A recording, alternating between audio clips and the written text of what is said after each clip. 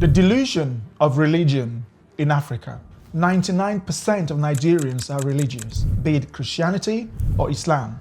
Religion is supposed to make people good with high morals. However, 99% of Nigerians are corrupt and dishonest. Oxymoronic, right? Throughout Black Africa, Christianity is the largest institution of mental gymnastics. The Christianity that the Europeans brought to Africa left when the Europeans left. I cherish some of the fundamentals of Judeo-Christian values, but what we inherited in Africa is not the same. After politicians on the continent, pastors and religious people are the next richest. Nigerian pastors have private jets, universities, and many other mega properties. They are worshipped like gods. Black Africans would turn up for religious crusade more often than for academic endeavors that could better their lives and careers. Churches are packed and getting bigger like football stadiums, whilst schools are empty and the collective community charities are virtually non-existent. From Monday to Sunday, Black people attend church in some capacity. In countries like Nigeria, Ghana, Cameroon, Kenya, and South Africa, churches are growing faster than schools, academic institutions,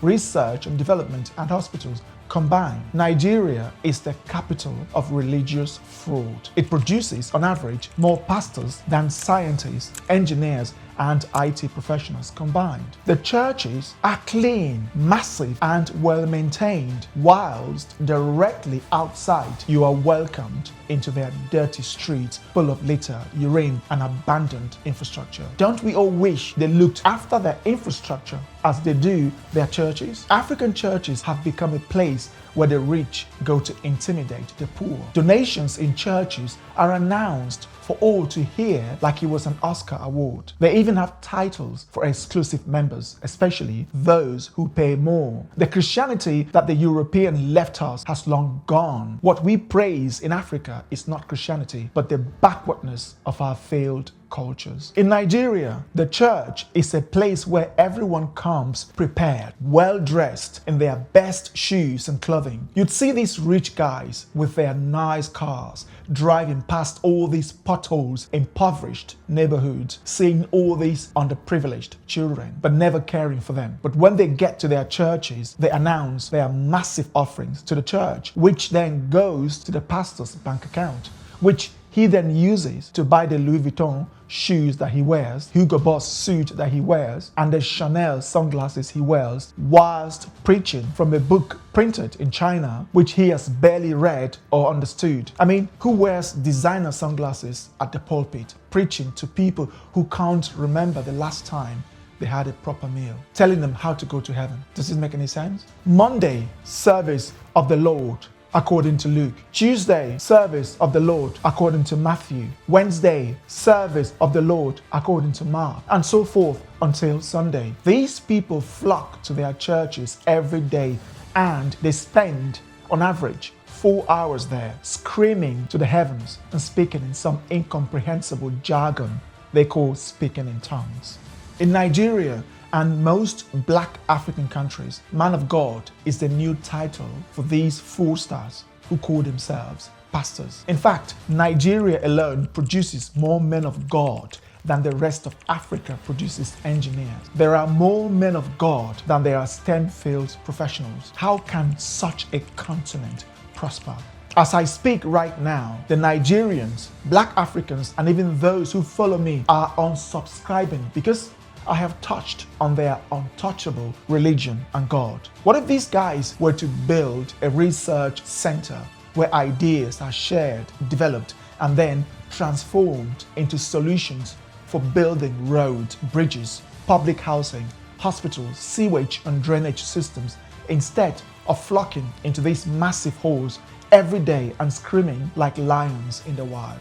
Did you know that if there were an election in Nigeria today to choose between going to school and gaining an education or going to church and worshiping God, I kid you not, over 90% would vote to go to church, with pride. You need to see how political campaigns are conducted in Nigeria. You think you'd hear things like, I intend to do this and that. Instead, they'll be preaching about God and the Bible or the Quran. Nigerians and black Africans are more impressed by how well you quote the Bible or the Quran than how well you manage the economy. How can people like this develop? Everywhere they go and everything they do, they scream so loud and celebrate like they've invented the cure for foolishness. Have you ever wondered why black Africans are always so happy? I mean, me too. Norway has one of the highest GDP per capita in the world, and every Norwegian is worth over $200,000 according to the country's sovereign wealth fund. Yet, when you see Norwegians, you think they're miserable. But black Africans are always so boisterous and overexcited. Why? During my time in Lagos, Douala, Libreville, Luanda, Accra, and many more African cities, I have been to them all. My best days were Sundays because I can easily drive around without seeing anyone, since they'll all be in church, screaming senselessly. Also, Fridays in Abuja were a nightmare. These guys would literally block the streets and scream Allah Akbar, preventing the functioning of the economy so that they can pray to their fictional character. They'd urinate, litter, and do ablutions in public, blocking the whole city. And you wonder why black Africa is poor. I'm telling you, the Judeo-Christian values that the Europeans brought to Africa have been replaced by African backwardness. Why is God still very active in Africa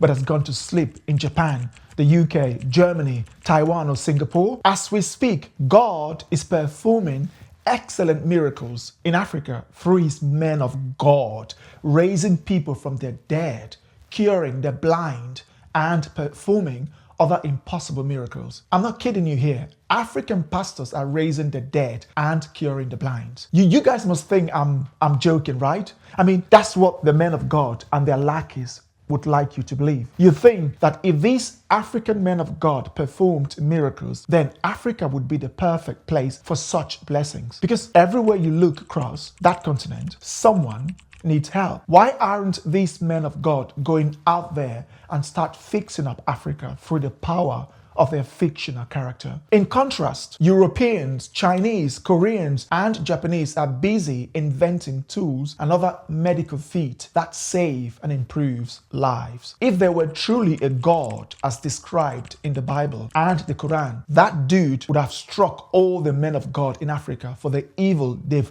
inflicted on the masses. Are you offended as a Christian, Muslim, or those with some form of deistic beliefs? You can't have it both ways, my friends. If you are offended, like black people were offended when I called them out, then I hope you see the hypocrisy staring right back at you. No, you don't need any God to develop a country or build a nation. Yes, you can build and develop successful economies, whether you believe in the spaghetti monster, Allah, Jesus, or Buddha, as long as you keep your version of God to yourself and separate it from the affairs of the state. Why can't African churches pray peacefully without disturbing the peace? When I was minister, why I stand on the altar, the Lord said to me, I should pray for your eyes. Some buildings in Africa host multiple churches and they never conduct their rituals peacefully. When I say Jesus, you say Christ. Jesus Christ. You must hear it. They'll mount loudspeakers outside screaming to make sure your earbuds are burst. Why can't they pray quietly like white, I repeat, white churches in Europe, not America, please? Because some American Christians are just as annoying, if not more. If you think we're wrong, if you think we missed anything, please leave them in the comment section below. And also, don't forget to like, share, and subscribe. Thanks for watching.